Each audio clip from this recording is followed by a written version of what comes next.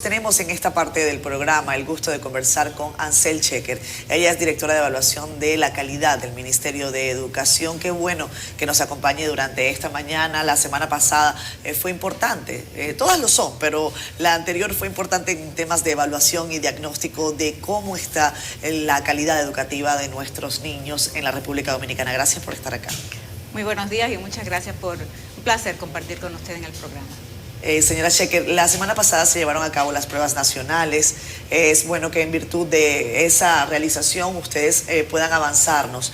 ¿Cuál es el diagnóstico quizás preliminar, si ya se tiene algún resultado, comparativa con años anteriores, el proceso de desarrollo, qué fue lo que evaluamos, en función de qué? También recordando que acabamos de salir, si es que podemos decir que salimos ya de la pandemia del COVID. Agreguémosle a eso que se han levantado voces en estos días, voces viejas, que dicen que las pruebas nacionales no son necesarias, como que eso puede eliminarse, para que aproveche también y valore su pertinencia. El impulso. Sí. Sí, bueno, efectivamente por la pandemia del COVID se suspendieron las pruebas por 2 años, pero ya este año escolar, al retomar la presencialidad y la situación de pandemia mejorar, pues se retoma la normativa existente que establece la realización de pruebas nacionales al finalizar este nivel secundario, medio y básica, con un valor de 30% de la calificación final. Entonces nosotros pudimos, ¿por qué se hacen estas evaluaciones? Bueno, todo sistema educativo necesita evaluar si se están logrando los aprendizajes, que es el objetivo principal de la educación, y evaluarlo de una manera objetiva a nivel nacional.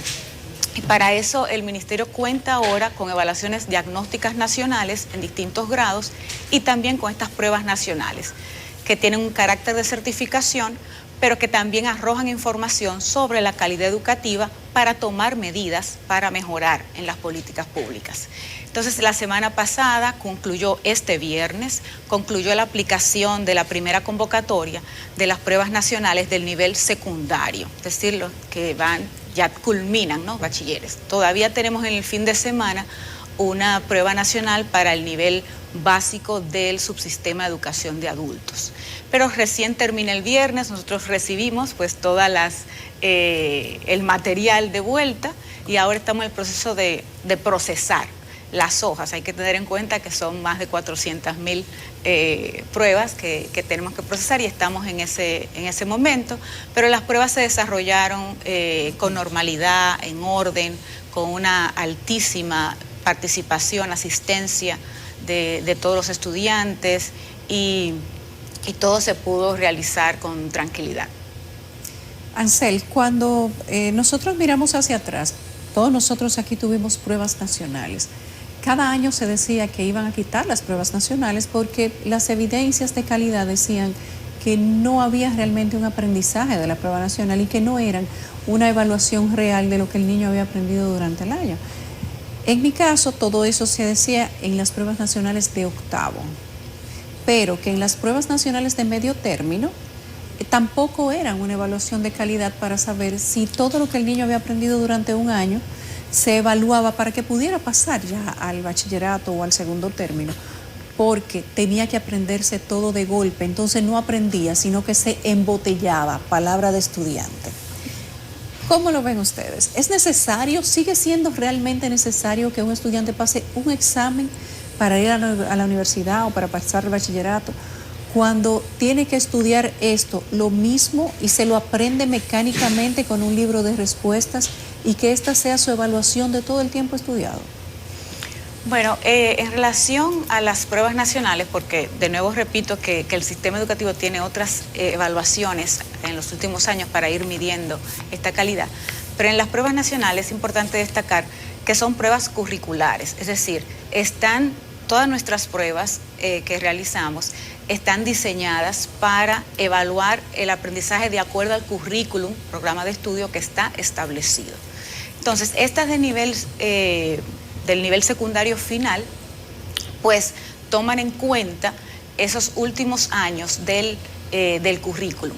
Claro, nunca una prueba puede abarcarlo todo. Entonces, uno selecciona lo más relevante de ese tiempo para poder tener un instrumento estandarizado y objetivo que dé una información a nivel, como dije, nacional.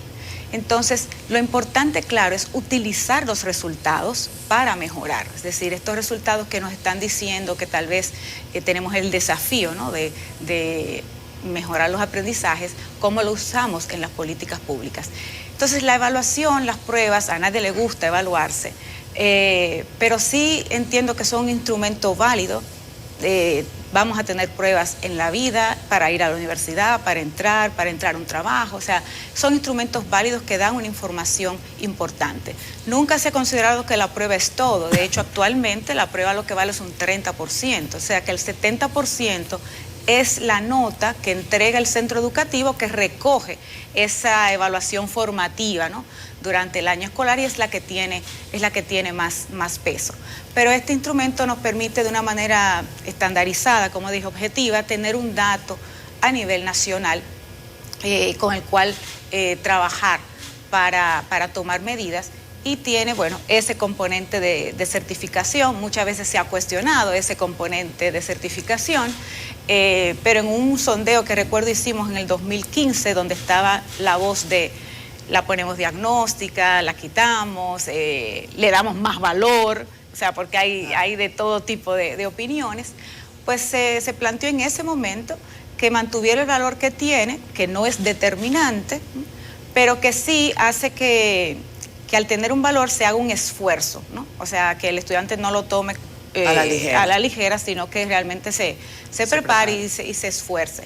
Nosotros, claro, estamos en un proceso también de renovación de la prueba nacional, ya eso lo vamos a anunciar bien el año que viene, para que vaya asumiendo cada vez más un enfoque de competencia, es decir, de cómo aplicar el conocimiento en situaciones de contexto específico. Eso ya se está asumiendo, y lo que interesa es eso, ver cuáles son esas habilidades y conocimientos fundamentales que tienen los estudiantes. Bueno, pero qué bueno que esté en proceso de valoración, porque llama la atención de que las pruebas nacionales se celebran este año como pruebas nacionales, pero tenían 2 años en pausa. Sí. Y no sé si se midió el impacto de la pandemia en los estudiantes, porque incluso la comunidad educativa nacional, regional y hasta la mundial está dividida.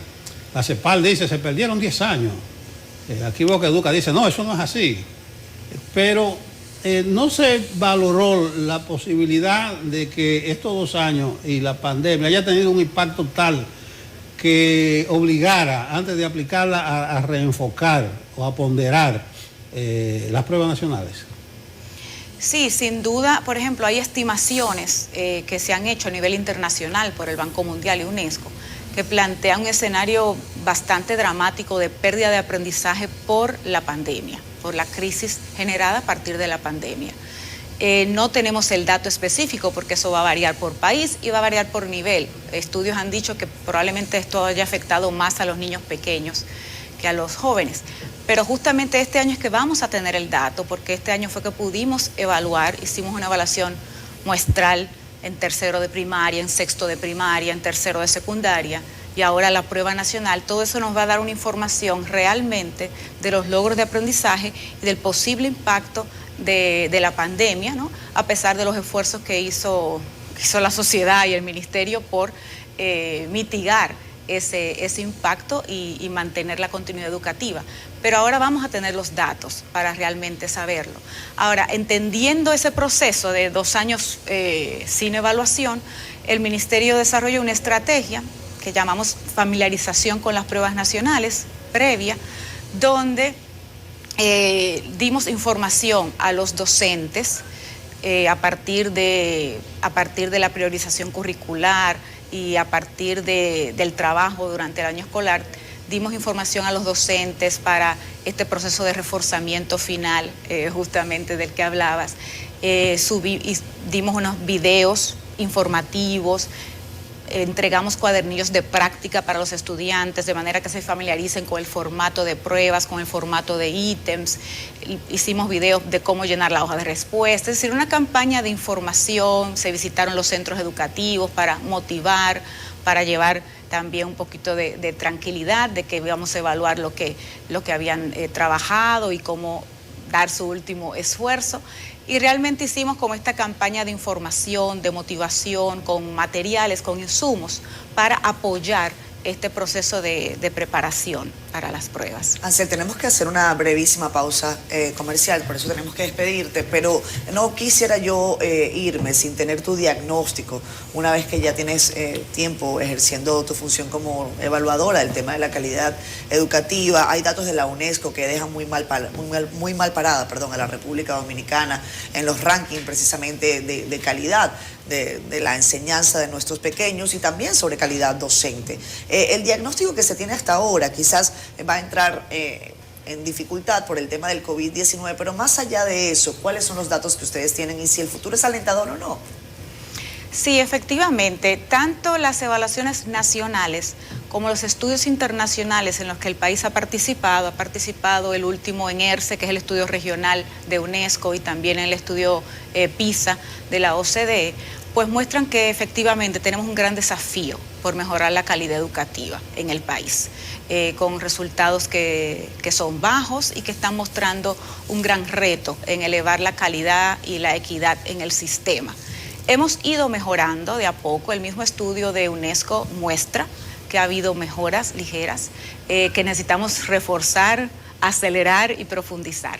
A esa, vamos a decir, crisis ya existente, se agrega ahora la pandemia. Entonces tenemos claro mucho que enfrentar, pero entendemos que la mejor manera es esto, con información objetiva y con un análisis de las mismas y pudiendo tomar medidas efectivas que puedan mejorar la calidad, medidas que tienen que ver justamente con distintas políticas de formación docente, de acompañamiento, de currículum, de material didáctico, de integración de la familia. O sea, son muchos aspectos que intervienen en el aprendizaje de un estudiante y ese es el reto que tiene el sistema educativo, y entiendo que debemos enfrentarlos de manera conjunta, pero es nuestro gran desafío como país. Bueno, muchísimas gracias, profesora Ansel Sheker. Gracias por estar con nosotros. Ella es directora de Evaluación de Calidad del Ministerio de Educación.